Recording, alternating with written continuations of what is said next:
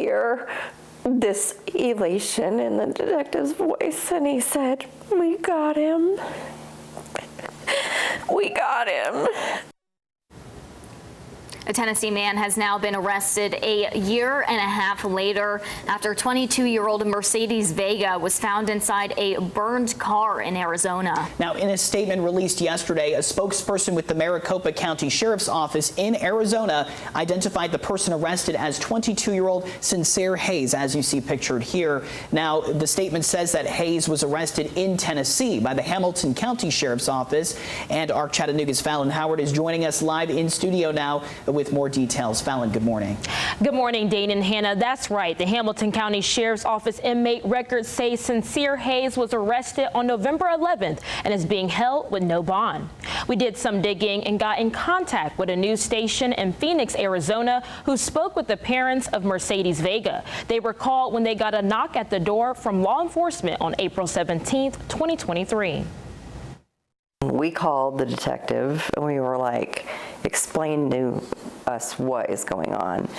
And that is when he told us that Mercedes was abducted and that she'd been hit over the head and forced into a vehicle, and that she was shot through her right arm, and that she had been burned alive. Yeah, we didn't find out a lot of the information, like the bleach in her throat, till after. 6 months later, until when after we got her autopsy. The Pillsburys are getting ready for another Christmas without their daughter, but they're relieved to know they're getting closer to getting justice. What gives us is that she's going to be vindicated and she is going to get justice.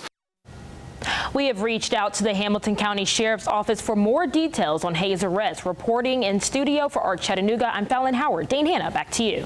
Thank you so much, Fallon. And the Maricopa County Sheriff's Office in Arizona is working with attorneys to get Hayes extradited and back to Maricopa County in Arizona. Now, I just want to walk us through a timeline of events of the night of Vega's death. We know that she left her apartment around 9 o'clock on, I believe it was April 16th, 2023.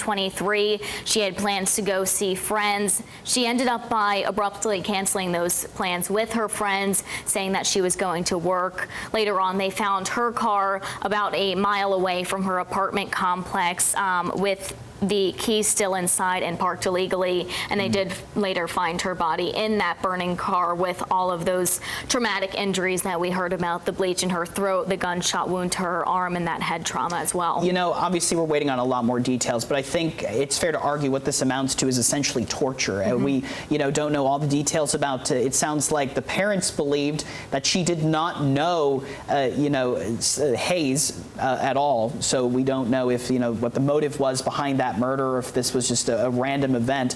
But again, her body found in that burning car in Tonopah, Arizona, which is just west of Phoenix, where her family lived. And of course, a very hard time of year for that family, for the Pillsbury family, as they, remember her with the photos hanging on the walls, as you can see here. They said, making sure that her stocking is still hung during Christmas time. And like you said, Dane, a lot of questions involving this case, especially with the suspect.